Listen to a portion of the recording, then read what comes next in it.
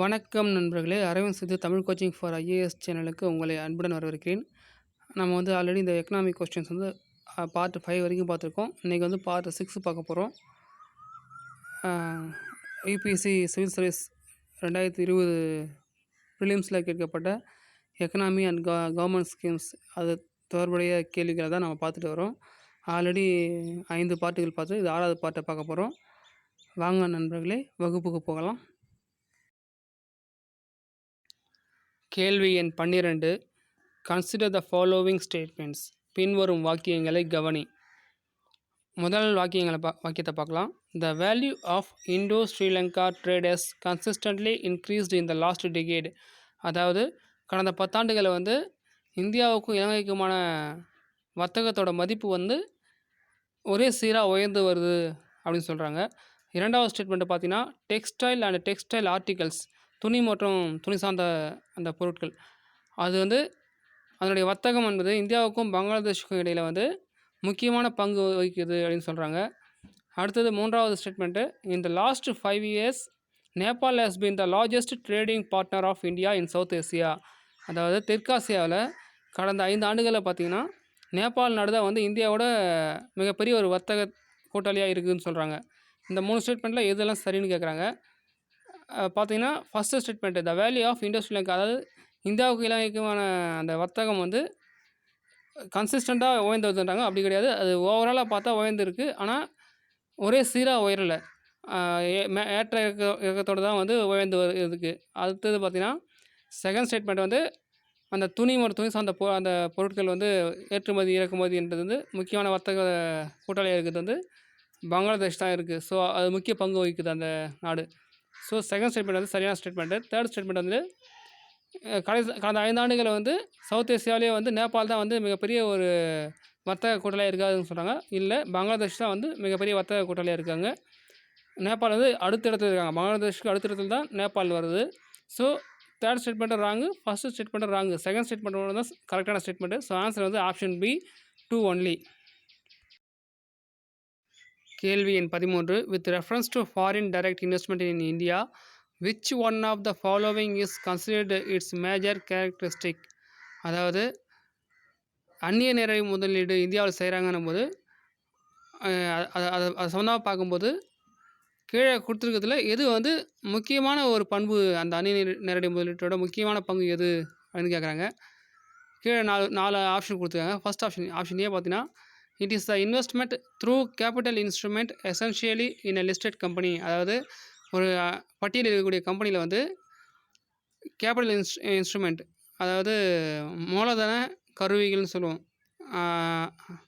அந்த மூலதன கருவிகள் முக்கியமாக அந்த மூலதன கருவிகள் அதன் மூலயமா முதலீடு செய்வது அந்த கம்பெனிகளுக்கு, அந்த ஒரு விஷயம் சொல்கிறாங்க. ஆப்ஷன் பி பார்த்தீங்கன்னா, இட் இஸ் லார்ஜ்லி நான் டெப்ட் கிரியேட்டிங் கேபிட்டல் ஃப்ளோ. அதாவது இது மிகப்பெரிய அளவில் கடன் இல்லாத ஒரு மூலதனத்தை வழங்கக்கூடிய ஒரு செயல் அப்படின்றாங்க. ஆப்ஷன் சி பார்த்தீங்கன்னா, it is investment which involves dept servicing. அதாவது இது எதோட தொடர்புடையதுன்னு பார்த்தீங்கன்னா, எஃப்டிஐன்றது கடன் சேவைகளோட தொடர்புடையதுன்னு சொல்கிறாங்க. எஃப்டிஐன்னும் போது வேறு ஒன்றும் இல்லை, ஃபாரின் டைரக்ட் இன்வெஸ்ட்மெண்ட். அடுத்து ஆப்ஷன் டி பார்த்தீங்கன்னா, it is the investment made by foreign institutional investors இந்த கவர்மெண்ட் செக்யூரிட்டிஸ். அதாவது கவர்மெண்ட் செக்யூரிட்டிஸ் போது கவர்மெண்ட் பத்திரங்கள் அதெல்லாம் வெளியிடுவாங்க. ஸோ அந்த மாதிரி விஷயங்கள் கவர்மெண்ட் செக்யூரிட்டிஸ்னு சொல்லுவோம். அதில் இன்வெஸ்ட் பண்ணுவாங்க. யாருனாக்கா ஃபாரின் இன்ஸ்டிடியூஷனல், அதான் வெளிநாட்டு நிறுவனங்கள். அவங்க முதலீடு பண்ணுவாங்க. அதுதான் அந்நிய நேரடி முதலீடுன்னு சொல்கிறாங்க. இந்த 4 ஸ்டேட்மெண்ட்டில் எது சரியான ஸ்டேட்மெண்ட் பார்த்தீங்கன்னா ஆப்ஷன் பி தான். இட் இஸ் லார்ஜ்லி நான் டெப்ட் கிரியேட்டிங் கேபிட்டல் ஃப்ளோ. இது கடன் இல்லாமல் மிகப்பெரிய அளவில் முதலீடு செய்வது தான், மூலதன முதலீடு செய்வது தான் இந்த foreign direct investment. Answer option B. கேள்வி எண் 14. With reference to the international trade of India at present, which of the following statements are correct. அதாவது பின்வரக்கூடிய வாக்கியங்களில் பன்னாட்டு வர்த்தகம், இந்தியாவோட பன்னாட்டு வர்த்தகத்தை தொடர்புடைய செய்திகளில் எதெல்லாம் சரின்னு கேட்குறாங்க. ஒவ்வொரு ஸ்டேட்மெண்ட்டாக பார்க்கலாம். First statement, India's merchandise exports are less than the merchandise imports. அதாவது விற்பனை சரக்குகள் விற்பனை செய்யக்கூடிய பொருட்களுடைய அது வந்து ஏற்றுமதி வந்து இந்தியாவில் இறக்குமதி செய்யக்கூடியதை காட்டிலும் குறைவாக தான் இருக்குது ஏற்றுமதி அப்படின்றாங்க. அப்புறம் 2வது statement, India's imports of iron and steel, chemicals, fertilisers and machinery have decreased in recent years அப்படின்றாங்க. அதாவது இந்தியா வந்து இறக்குமதி செய்யக்கூடிய இரும்பு, ஸ்டீலு, வேதிப்பொருட்கள், உரங்கள் மற்றும் இயந்திரங்கள் இதெல்லாம் வந்து கடந்த சில ஆண்டுகளாக வந்து குறைந்து வருது, இறக்குமதி குறைந்து வருதுன்றாங்க. 3வது statement, India's exports of services are more than its imports of services. அதாவது எக்ஸ்போர்ட்ஸ் ஆஃப் சர்வீசஸ்னு சர்வீசஸ் வந்து சேவைகள் மட்டும் சொல்கிறாங்க. சேவைகள் வந்து டிரான்ஸ்போர்ட்டு, அப்புறம் ஃபைனான்ஸ் சர்வீசஸ் இதெல்லாம் வந்து சர்வீசஸில் வரும்.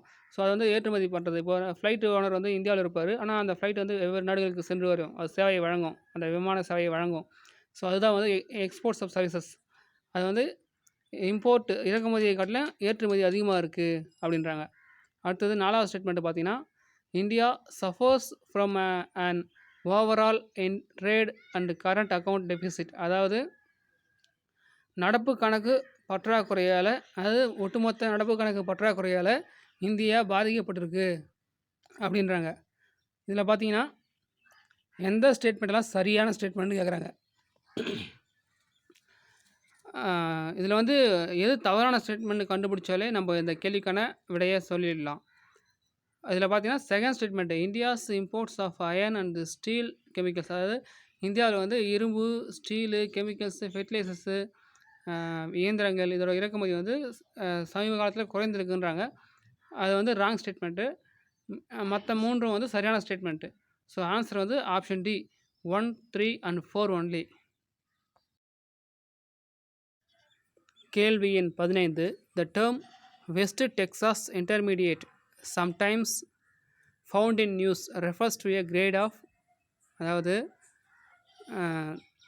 the term அந்த ஒரு வாக்கியம் வெஸ்ட் டெக்சாஸ் இன்டர்மீடியேட் அப்படின்ற ஒரு வாக்கியம் வந்து நியூஸில் செய்திகளில் வந்து சில டைமில் பார்த்துருப்போம். அது வந்து எதை வந்து குறிக்குது, எதோட தரத்தை குறிக்கிறதுன்னு கேட்குறாங்க. இது பார்த்திங்கன்னா வந்து டெய்லி நியூஸ் பேப்பர் படிக்கிறவங்க வந்து இதை ஈஸியாக ஆன்சர் கொடுத்துடலாம். அதுதான் வந்து டெய்லி நியூஸ் பேப்பர் படிக்கணும்னு சொல்கிறது. யூபிஎஸ்சி ஆஸ்பிரண்ட்ஸ் எல்லாருமே வந்து டெய்லி நியூஸ் பேப்பர் படிக்கிற பழக்கம், அதுவும் இந்த ஹிந்து, இந்தியன் எக்ஸ்பிரஸ் மாதிரி இங்கிலீஷ் நியூஸ் பேப்பர்ஸ் டெய்லி படிக்கிற பழக்கம் இருந்துச்சுன்னா அவங்களுக்கு வந்து இந்த கொஷின்ஸ்லாம் வந்து ரொம்ப ரொம்ப ஈஸியாக இருக்கும். ஈஸியாக சால்வ் பண்ணிட்டு போயிட்டே இருக்கலாம், ஆன்சர் கொடுத்துட்டு போயிட்டே இருக்கலாம், மார்க் ஈஸியாக ஸ்கோர் பண்ண முடியும். ஸோ டெய்லி நியூஸ் பேப்பர் படிக்கிற பழக்கம் வச்சுக்கணுன்றதுக்காக தான் சொல்ல வரேன் இந்த விஷயத்தில், இந்த கேள்வியில்.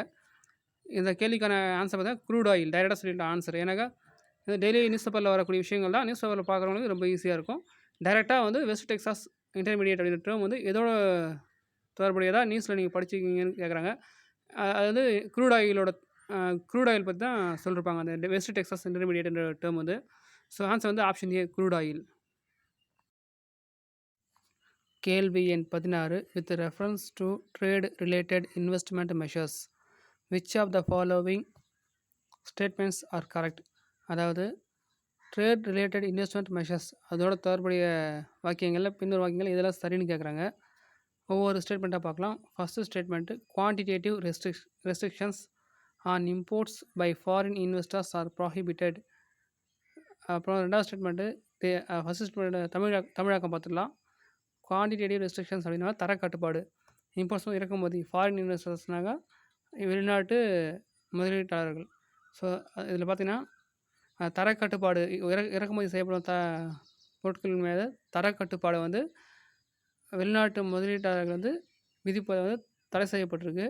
அடுத்தது, they apply to investment measures related to trade in both goods and services. அதாவது அவங்க வந்து அந்த முதலீட்டு அளவுகளை வந்து அதான் investment measures related to trade in both, அதாவது கூட்ஸ் அண்ட் சர்வீஸ் சரக்கு மற்றும் சேவைகளோட வர்த்தகத்தில் தொடர்புடைய அந்த முதலீட்டு அளவுகளை வந்து அவங்களே வந்து அப்ளை பண்ணுறாங்க, அந்த ஃபாரின் இன்வெஸ்டர்ஸை அப்ளை பண்ணுறாங்கன்ற மாதிரி சொல்கிறாங்க. 3வது, they are not concerned with the regulations of foreign investment. அதாவது வெளிநாட்டு முதலீடுகளோட ஒழுங்குமுறையோட தொடர்பு இல்லாதது இந்த ட்ரேட் ரிலேட்டட் இன்வெஸ்ட்மெண்ட் மெஷர்ஸ் அப்படின்றாங்க. ஸோ இந்த 3 ஸ்டேட்மெண்ட்டில் எதெல்லாம் சரின்னு கேட்டிருக்காங்க. இதில் ராங் எதுன்னு சொன்னாலே போதும், 2 சரின்னு சொல்லிடலாம். Second statement they apply to investment measures related to trade in both goods and சர்வீசஸ்ன்னு சொல்லியிருக்காங்க. ஸோ இது வந்து ராங் ஸ்டேட்மெண்ட்டு. மற்ற ரெண்டுமே சரியான ஸ்டேட்மெண்ட்டு. அந்த ஃபாரின் இன்வெஸ்டர்ஸ் வந்து தரக்கட்டுப்பாடு செய்வது, அந்த இறக்குமதி ஆகக்கூடிய பொருட்களை மீது தரக்கட்டுப்பாடு செய்வதை தடை செய்யப்பட்டிருக்கிறது சரியான ஸ்டேட்மெண்ட்டு. மூன்றாவது பார்த்திங்கன்னா, அந்த ஃபாரின் இன்வெஸ்ட்மெண்ட் வெளிநாட்டு முதலீடுகளோட ஒழுங்குமுறையோட தொடர்பு இல்லாதது தான் இந்த ட்ரேட் ரிலேட்டட் இன்வெஸ்ட்மெண்ட் மெஷர்ஸ்ன்னு சொல்கிறாங்க. ஸோ இது 2 ஸ்டேட்மெண்ட்டும் சரியான statement 1 and 3 only. So answer வந்து ஆப்ஷன் சி. நன்றி நண்பர்களே. இந்த வீடியோ உங்களுக்கு பிடிச்சிருந்தால் லைக் பண்ணுங்கள், ஷேர் பண்ணுங்கள், மறக்காமல் என்னோடய சேனலை சப்ஸ்கிரைப் பண்ணுங்கள். Thank you friends. அடுத்த வீடியோவில் சந்திக்கலாம்.